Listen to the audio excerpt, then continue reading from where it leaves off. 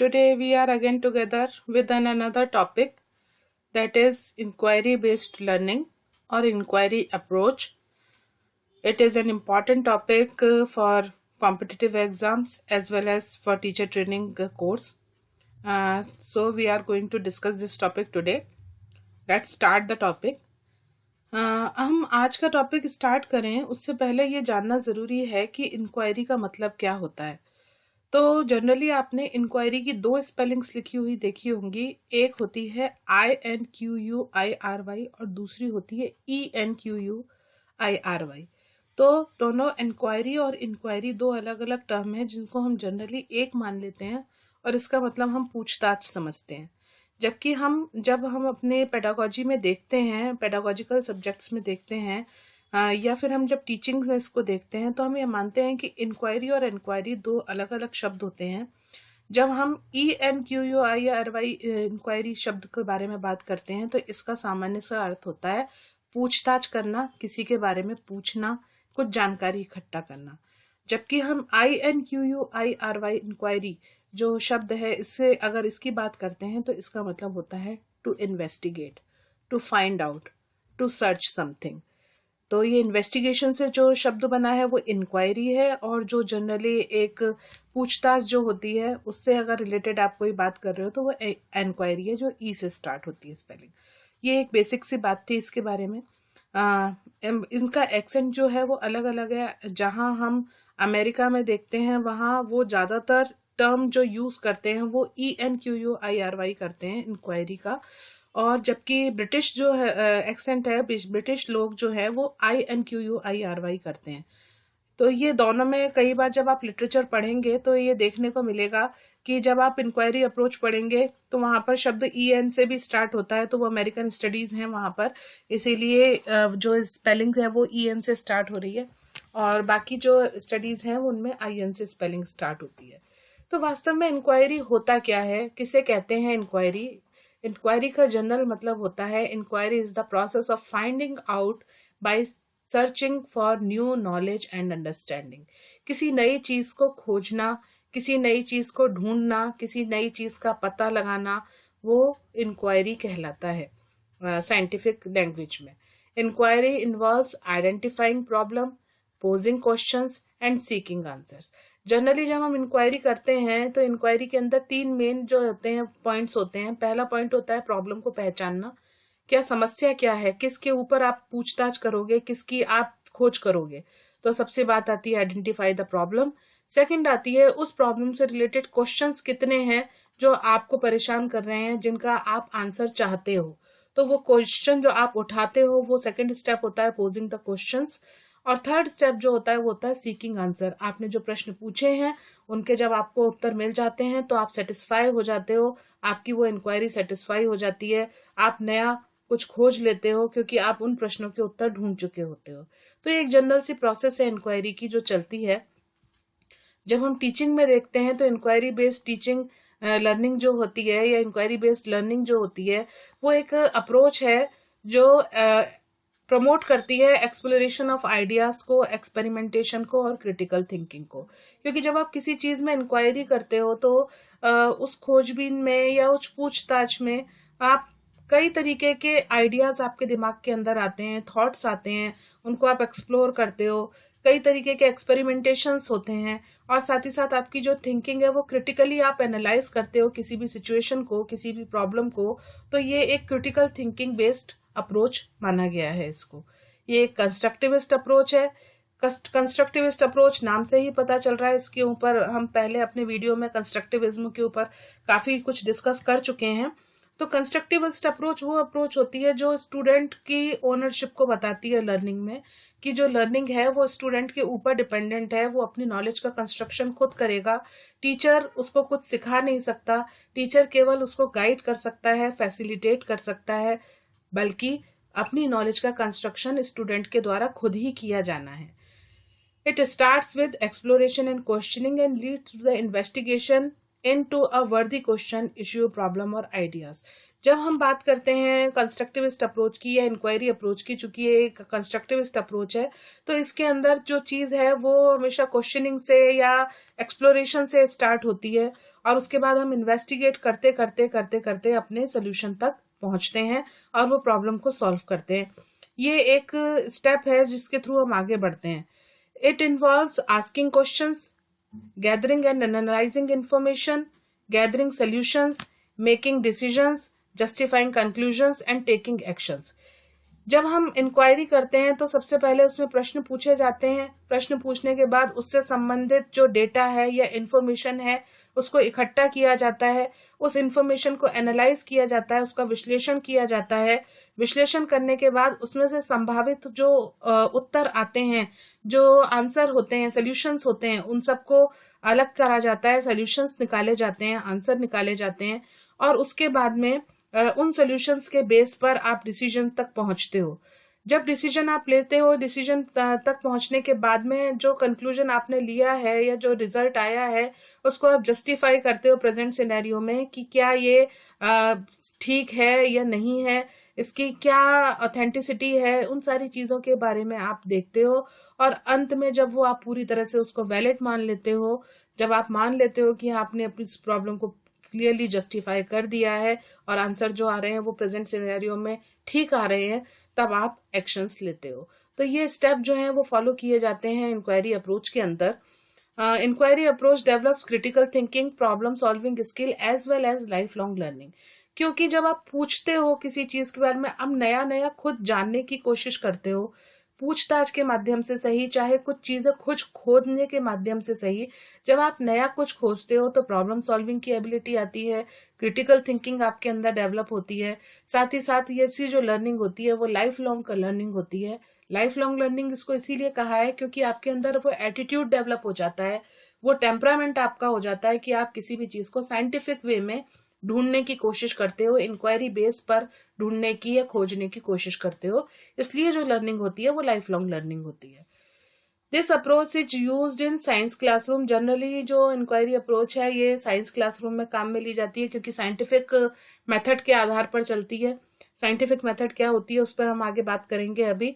It includes hands on activities. Hands on activity मतलब learning by doing के principal पर यह आधारित है। जितना आप खुद काम करोगे, डेटा कलेक्ट करोगे, आप चीजों को कलेक्ट करने के बाद एनालाइज करोगे और खुद कंक्लूजन तक पहुंचोगे, तो जो एक्टिविटीज करोगे वो हैंड्स ऑन एक्टिविटीज होती है। तो इंक्वायरी अप्रोच जो है वो हैंड्स ऑन एक्टिविटी के ऊपर बेस्ड होती है।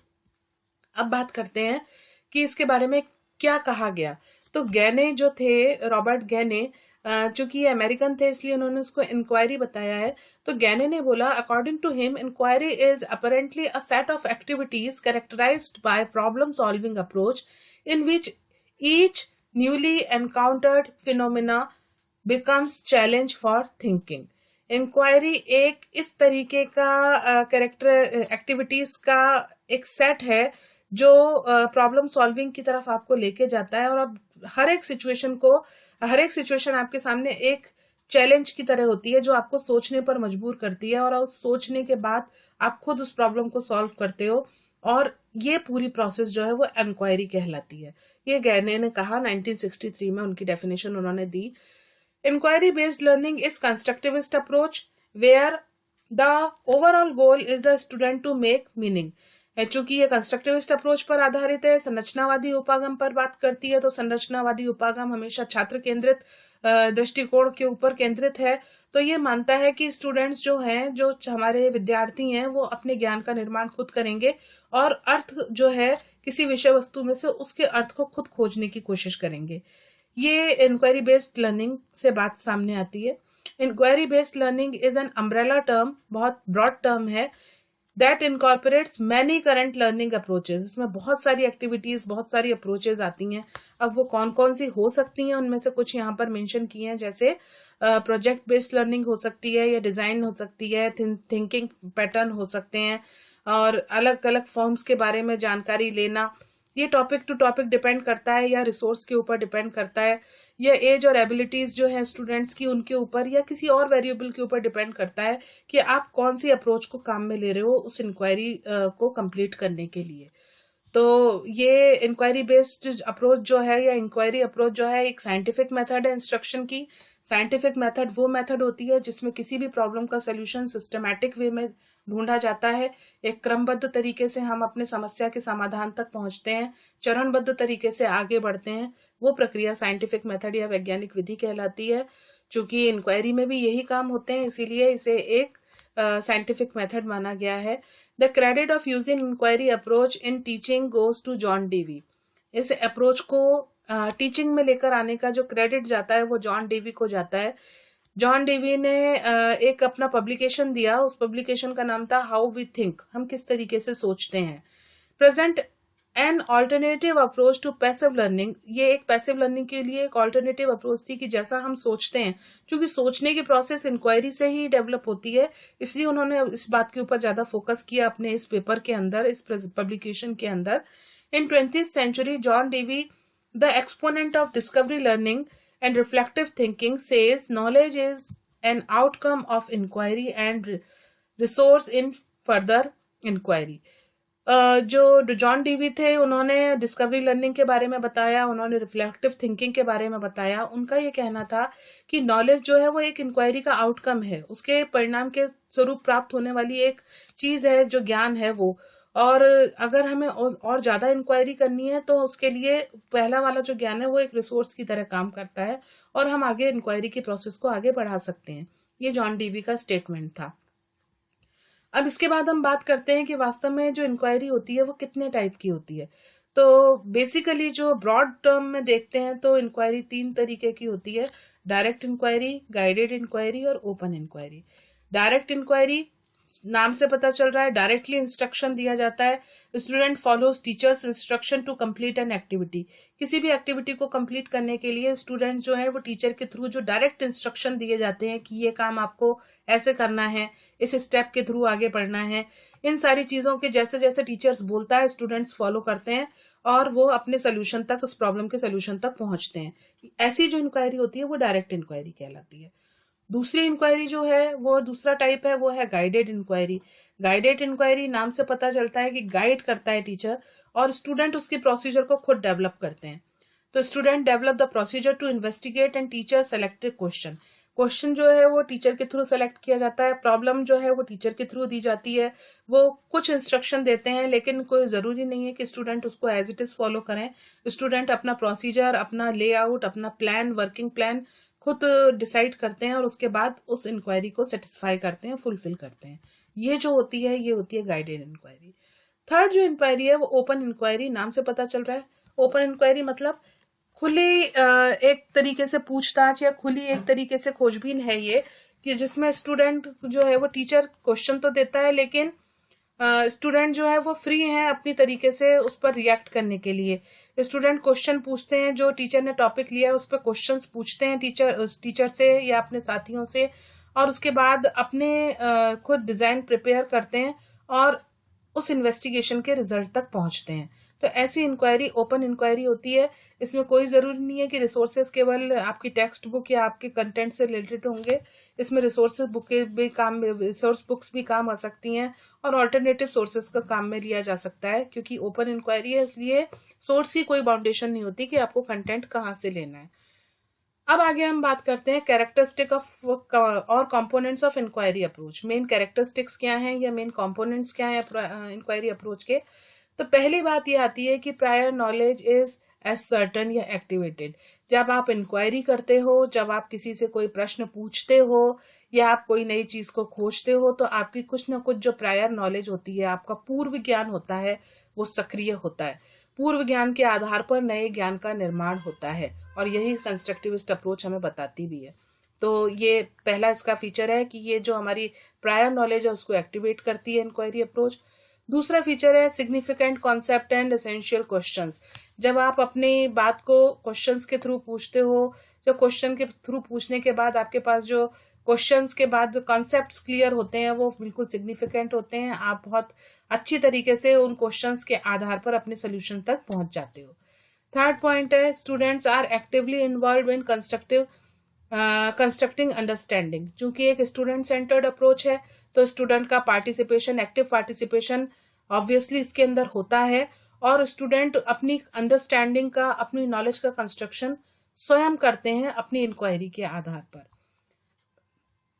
फोर्थ पॉइंट है learning takes place in a social context, यानी इसमें जो अधिगम होता है वो एक सामाजिक वातावरण के अंदर या सामाजिक परिप्रेक्ष्य में लिया जाता है।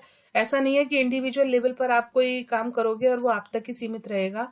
इसमें सोसाइटी का इन्वॉल्वमेंट भी होता है। वो सोसाइटी आपका पीयर ग्रुप भी हो सकती है, आपके फ्रेंड्स भी हो सकते हैं, आपके फैमिली भी हो सकते हैं, या वो पर्सन्स हो सकते हैं जिनके थ्रू आप कुछ पूछ रहे हो या कुछ जानकारी इकट्ठा कर रहे हो। क्योंकि अकेले तो आप कितनी इंक्वायरी करोगे, आप केवल कंटेंट ढूंढ सकते हो बुक्स में। तो सोशल जो पर्सन है उनके थ्रू भी हमें कई सारी चीजें पता चलती हैं, इसीलिए जो लर्निंग है वो सोशल कॉन्टेक्स्ट में होती है इसके द्वारा। नेक्स्ट पॉइंट है असेसमेंट इज ऑनगोइंग। जैसे जैसे आप आगे बढ़ते जाते हो आपका टाइम टू टाइम असेसमेंट होता चलता है, लगातार आपको पता चलता है कि आपके कितने प्रश्नों का उत्तर आपको मिला, आप उससे सेटिस्फाई हुए या नहीं हुए। अगर आप सेटिस्फाई हुए तो आप आंसर की तरफ आगे बढ़ते हो, सोल्यूशन की तरफ आगे बढ़ते हो। अगर आप सेटिस्फाई नहीं हुए तो आप नए क्वेश्चन ढूंढते हो अपनी उस समस्या का समाधान तक पहुंचने के लिए। तो ये एक ऑन गोइंग प्रोसेस है जिसमें आपको टाइमली बीच बीच में पता चलता रहता है कि आपकी प्रोग्रेस कितनी हुई है, आप कितना सीख पाए हो।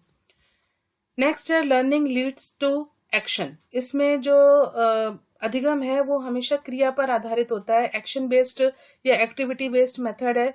लर्निंग जो होती है वो एक्टिविटी बेस्ड होती है, क्योंकि जब हम लर्निंग बाय डूइंग के प्रिंसिपल को फॉलो करते हैं तो एक्टिविटीज कंडक्ट करने के बाद या एक्टिविटीज को देखने के बाद ही हम अपने कंक्लूजन तक पहुंचते हैं।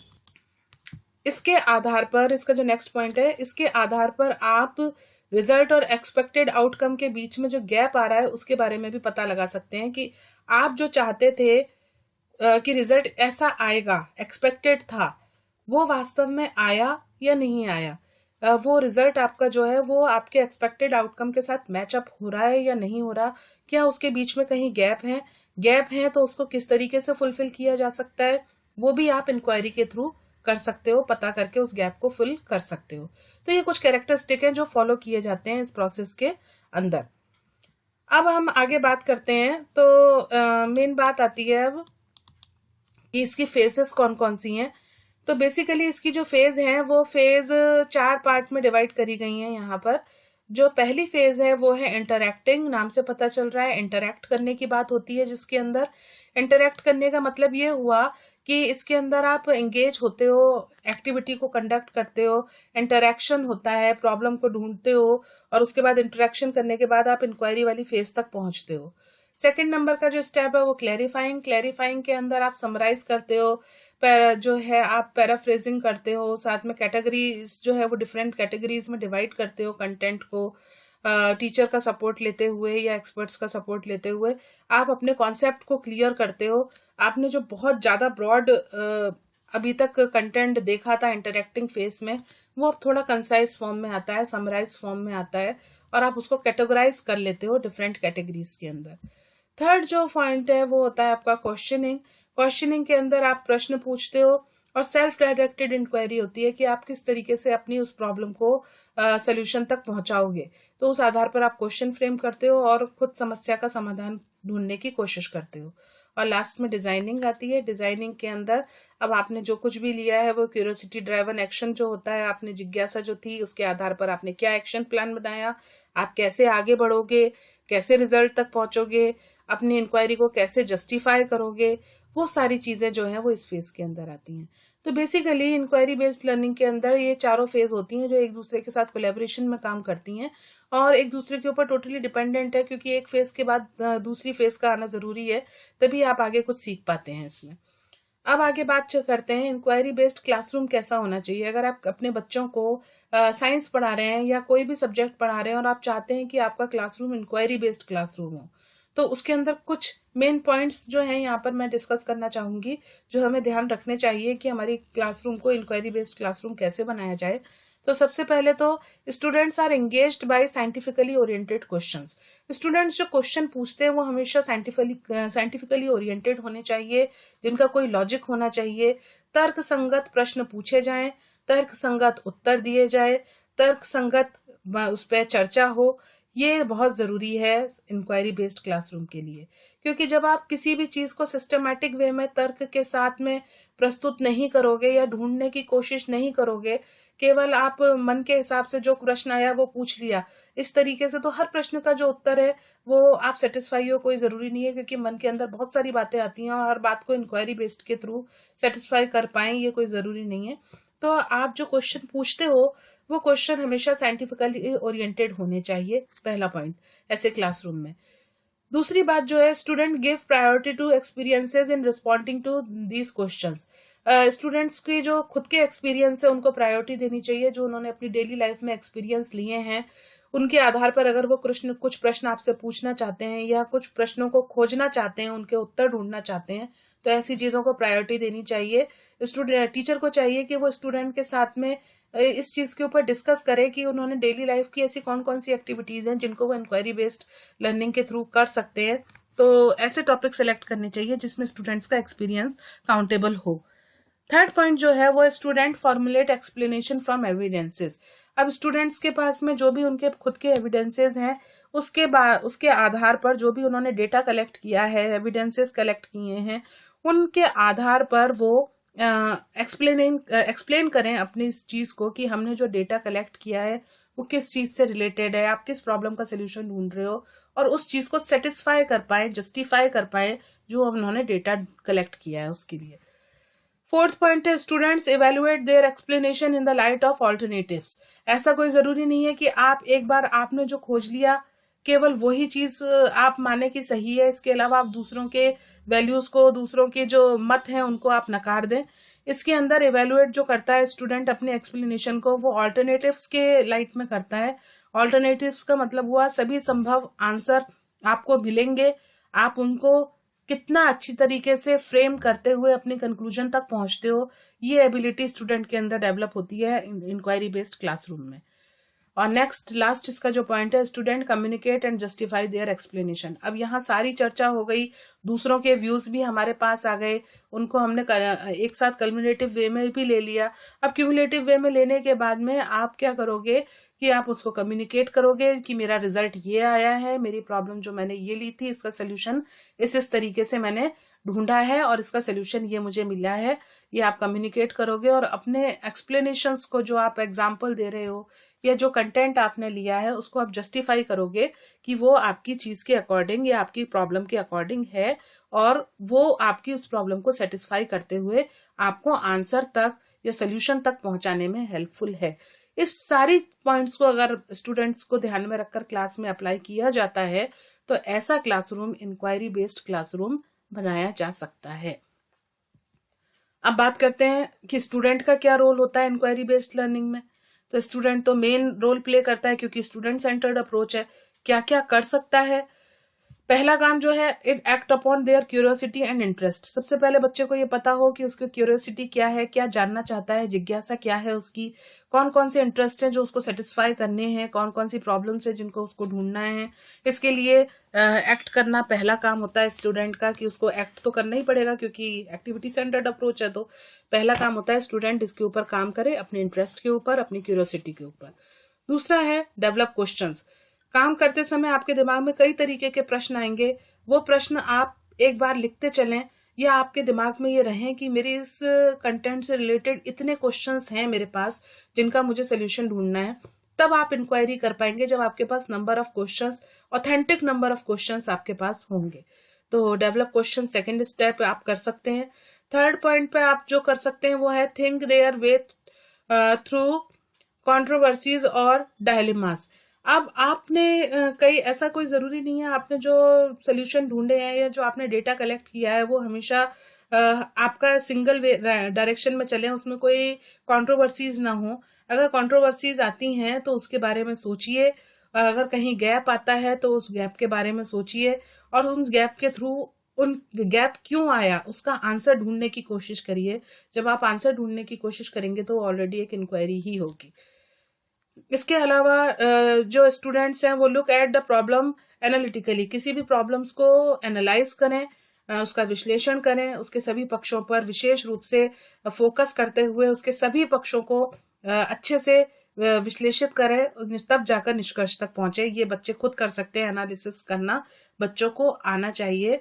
अगर वो प्रॉब्लम सॉल्वर बनना चाहते हैं या इंक्वायरी बेस्ड अप्रोच को फॉलो करना चाहते हैं तो, क्योंकि आप बगैर एनालिसिस के किसी भी चीज के कंक्लूजन तक नहीं पहुंच सकते कि किसी व्यक्ति ने कुछ कह दिया और आपने उसको मान लिया। ऐसा नहीं होता। जब आप एनालाइज करते हो चीजों को, आप क्रिटिकली किसी चीज को सोचते हो, तब आप देखते हो कि वास्तव में ये कितना सही है, कितना गलत है, या कितना इसको इम्प्रूव किया जा सकता है। तो एनालिटिकल जो ऑब्जर्वेशन की बात है वो स्टूडेंट के अंदर होनी चाहिए इसके लिए। नेक्स्ट पॉइंट है inquire into their preconceptions and what they already know. इसके बारे में भी आपको पता रखना चाहिए कि आपको पहले से कितना पता है, वो आपके प्री कंसेप्शंस क्या हैं। आप कहीं ऐसा नहीं हो कि आप एकदम नई चीज पढ़ रहे हो, उसके बारे में आपको कोई प्रीवियस नॉलेज ही नहीं हो, क्योंकि प्रीवियस नॉलेज के बेस पर ही न्यू नॉलेज का कंस्ट्रक्शन होता है। तो आपको अवेयर होना चाहिए इस चीज के बारे में कि आप पहले से उस टॉपिक के बारे में कितना जानते हैं। इसके अलावा यानी आप जब कुछ नया खोजें तो उसके लिए आपको थोड़ा बहुत पढ़ना या लिटरेचर तैयार करना, पहले से लिटरेचर पढ़ा हुआ आपका होना चाहिए। अगली बात आती है develop clarity and test hypothesis. अपने सारे कॉन्सेप्ट के बीच में जो है वो क्लैरिटी रखें, उन्हें क्लैरिफाई करें। क्लैरिफाई करने के साथ, क्लैरिफाई मतलब जस्टिफिकेशन दें, हर चीज का आपके पास में आना चाहिए कि ऐसा क्यों, ऐसा क्या, कैसे, उन सब का आंसर आपके पास होना चाहिए। फिर आप हाइपोथेसिस जो आपने बनाई है उसको टेस्ट करें, और लास्ट में आप इन्फ्रेंसेस तक और कंक्लूजन तक पहुंचे, पॉसिबल सोल्यूशन आप सुझाएं कि इस जो प्रॉब्लम हमने ली थी या जो इश्यू हमारे सामने था उसका ये प्रोबेबल आंसर हो सकता है, पॉसिबल सोल्यूशन हो सकता है। तो टीचर की गाइडेंस में या अपने स्वयं के आधार पर भी स्टूडेंट्स इस तरीके से इंक्वायरी बेस्ड लर्निंग को आगे बढ़ा सकते हैं, प्रमोट कर सकते हैं। अब बात आती है स्ट्रेटेजीज कौन कौन सी फॉलो की जाए इसके लिए। तो बेसिकली जो इसमें की जाती हैं इंक्वायरी बेस्ड जो होती हैं वो होती हैं केस स्टडीज। केस स्टडीज के अंदर किसी भी पर्टिकुलर पर्सन के बारे में पूरी इंफॉर्मेशन आपको लेनी होती है, उसके जो फीचर्स हैं, उसकी जो जनरल इंट्रोडक्शन है, उससे उनके माता पिता का नाम, उसका नाम, एज, डेट ऑफ बर्थ, इन सारी चीजों के अलावा क्या प्रॉब्लम आ रही है, उस प्रॉब्लम के संभावित कारण क्या हो सकते हैं और संभावित परिणाम आपके क्या आए, वो पूरी प्रक्रिया हम देखते हैं। तो ऐसी मेथड केस स्टडीज में कहलाती है, जो किसी इंडिविजुअल बेसिस पर होती है, किसी इंडिविजुअल केस को लेते हुए होती है। तो केस स्टडी की जा सकती है इंक्वायरी के आधार पर। ग्रुप प्रोजेक्ट्स किए जा सकते हैं, किसी पर्टिकुलर ग्रुप को आप कोई प्रोजेक्ट दे दीजिए और उसके बाद उनको बोलिए कि आप इसका सोल्यूशन ढूंढिए। तो कुछ स्टूडेंट का ग्रुप उसके ऊपर वर्क करेगा और वर्क करने के बाद क्या सोल्यूशन आ रहे हैं उसके ऊपर बात वो कर सकते हैं, सोल्यूशन दे सकते हैं। नेक्स्ट रिसर्च प्रोजेक्ट जो होते हैं, रिसर्च प्रोजेक्ट हमेशा इंक्वायरी बेस्ड ही होते हैं, क्योंकि कुछ नया खोजने की कोशिश की जाती है या पहले से जो विद्यमान है उसमें कुछ नयापन लाने की कोशिश की जाती है। इसलिए जो रिसर्च प्रोजेक्ट होते हैं, जितनी भी आपके शोध से संबंधित कार्य होते हैं, शोध परियोजनाएं जितनी होती हैं, वो सब इंक्वायरी बेस्ड ही होती हैं। बगैर पूछताछ के, बगैर किसी डेटा कलेक्शन के आप आगे नहीं बढ़ सकते। इसलिए इंक्वायरी जो अप्रोच है वो रिसर्च प्रोजेक्ट का बेस होती है। Next field work, specially lesson plan. Science lesson के अंदर आप फील्ड वर्क में किस तरीके से करोगे, या फील्ड वर्क में आप नया क्या खोज रहे हो। आप अपने स्टूडेंट्स के ग्रुप को कहीं फील्ड ट्रिप पे लेके गए, तो आपने वहां उन बच्चों को किस तरीके से आगे उस एनवायरनमेंट में से डेटा कलेक्ट करने के लिए समझाया, या उनसे रिलेटेड कौन सी चीजें आपने वहां इकट्ठी की, जैसे डिफरेंट टाइप के फ्लावर्स इकट्ठा करने हैं, या डिफरेंट टाइप की लीव्स इकट्ठा करनी है, या सॉइल का सैंपल लेना है। जो भी आप बच्चों को टास्क दे रहे हो उसके आधार पर हम जो है बच्चों को साइंस से रिलेटेड लेसन्स को समझा सकते हैं इंक्वायरी के आधार पर। अगला पॉइंट है unique exercise tailor to your student. आप कई बार ऐसा नहीं है कि इन सबको ही फॉलो करो, आप कुछ नयापन भी ला सकते हो, कुछ यूनिक एक्सरसाइजेस भी कर सकते हो अपने स्टूडेंट के लिए, जो आपको बच्चे को कुछ नया सीखने के लिए, उसको कुछ नया खोजने के लिए मोटिवेट करें और वो कुछ नई खोज कर पाए, कुछ नया देख पाए। तो ये सारी स्ट्रेटेजीज हैं जो फॉलो की जा सकती हैं इस इंक्वायरी अप्रोच के अंदर, बच्चे की लर्निंग को एनहांस करने के लिए, क्वालिटी ऑफ टीचिंग को बढ़ाने के लिए। अब आगे बात करते हैं इसके एडवांटेजेस की, क्या क्या फायदे हैं। तो पहला फायदा जो है वो इंटेलेक्चुअल कैपेसिटी को ये बढ़ाता है। लर्नर की इंटेलेक्चुअल कैपेसिटी बढ़ती है, क्योंकि बहुत सोच समझ के हर चीज का सोल्यूशन ढूंढा जाता है, इसलिए इंटेलेक्चुअल कैपेसिटी बढ़ जाती है। जो है वो कंटेंट वो इजी हो जाता है, कॉम्प्रिहेंस हो जाता है, क्योंकि आपके पास बहुत सारा डेटा होता है, आपने काफ़ी कुछ पढ़ा हुआ होता है, तो आप कंटेंट को बहुत आसानी से समझ पाते हो। ये एक्सपेरिमेंटेशन की एबिलिटी बच्चों के अंदर डेवलप करता है कि किसी भी चीज़ को आप ऐसे ही एक्सेप्ट नहीं करोगे जब तक आप उसे खुद करके नहीं देख सकते। लर्निंग बाय डूइंग का प्रिंसिपल यहाँ फॉलो होता है। एक्टिविटी बेस्ड अप्रोच बच्चा सीखता है, और जब खुद करके सीखता है तो अपनी नॉलेज का कंस्ट्रक्शन खुद करता है, और इस यही कंस्ट्रक्टिविस्ट अप्रोच है। इसीलिए जो एबिलिटी ऑफ एक्सपेरिमेंटेशन है वो इसके थ्रू डेवलप होती है। साथ ही साथ कॉन्सेप्ट जो है बहुत क्लियर हो जाते हैं, और जब ये बहुत क्लियर कॉन्सेप्ट होते हैं तो वो लंबे समय तक हमारे दिमाग के अंदर बने हुए रहते हैं, हम उन चीज़ों को आसानी से भूलते नहीं हैं, और जब नई सिचुएशन आती है तो हम उन कॉन्सेप्ट को काम में लेकर के न्यू नॉलेज का फॉर्मेशन आसानी से कर पाते हैं। अगला पॉइंट है क्रिएट न्यू नॉलेज। यही बात यहाँ पर आई क्योंकि आपने दिमाग के अंदर पूरे कॉन्सेप्ट्स को रखा हुआ था, वो आपकी प्रीवियस नॉलेज थे, उसके बेस पर आप न्यू नॉलेज का कंस्ट्रक्शन आसानी से कर सकते हो। ये आपकी वर्बल लर्निंग को, जो रटंत विद्या रोट मेमोराइजेशन होता है, उन सी चीज़ों को कम करता है, वर्बल लर्निंग को कम करता है। एक्टिविटी बेस्ड लर्निंग या फिर कॉग्निटिव लेवल पर जो आपकी लर्निंग, जो थिंकिंग बेस्ड लर्निंग होती है, उसको प्रमोट करता है। ये इसके एडवांटेजेस हैं। अब आगे बात करते हैं इसकी लिमिटेशंस की। कुछ कमियां भी हैं इसके अंदर, इस मेथड के अंदर। बहुत अच्छी मेथड है लेकिन फिर भी कुछ कमियां हैं। पहली बात जो है वो इस मेथड को अप्लाई करने वाले जो टीचर्स हैं वो पूरी तरह से अवेयर नहीं है इसके बारे में, यूज़ नहीं करना चाहते, तो उनके लिए प्रॉपर ट्रेनिंग की व्यवस्था की जाए, क्योंकि प्रॉपर ट्रेनिंग टीचर के पास नहीं है कि उन्होंने इंक्वायरी अप्रोच को क्लास में कैसे अप्लाई करना है। साथ ही साथ ये बड़ी क्लासरूम के ऊपर या बड़े ग्रुप के ऊपर अप्लाई नहीं किया जा सकता इंक्वायरी, क्योंकि इसके हिसाब से बहुत बड़ा ग्रुप है तो उनको इंक्वायरी के लिए उतने ज़्यादा समय लग जाएगा और पर्टिकुलर टाइम से आगे भी जा सकता है, तो छोटे छोटे ग्रुप पर ही ज़्यादा ये काम करता है। दूसरा जो नेक्स्ट पॉइंट है, textbook do not support inquiry. Syllabus complete नहीं कराया जा सकता इस मेथड के थ्रू, कि आप चाहें कि इंक्वायरी मेथड के थ्रू हम टाइम पर अपना सिलेबस कंप्लीट करा दें, तो टेक्स्ट बुक जो है वो इस हिसाब से नहीं बनी हुई है कि वो इंक्वायरी को सपोर्ट करें या हर टॉपिक को इंक्वायरी मेथड के थ्रू समझाया जा सके। नेक्स्ट पॉइंट है रिक्वायर्स प्लेनिटी ऑफ रिसोर्सेज। जब आप इंक्वायरी करोगे तो आपके पास रिसोर्सेज भी पर्याप्त मात्रा में होने चाहिए, वो जनरली अवेलेबल नहीं हो पाते हैं सब जगह, इसलिए ये पूरी तरह से लागू नहीं हो पाती मेथड जो है। साथ ही साथ टाइम कंज्यूमिंग है, किसी भी चीज़ को, नई खोज को करने के लिए या किसी भी चीज़ के बारे में नया जानने के लिए आपको प्रॉपर टाइम चाहिए होता है, और ये टाइम टेकिंग के साथ साथ आपकी जो है रिसोर्स टेकिंग भी है, तो वो पॉसिबल हो नहीं पाता रियल लाइफ सिचुएशन में।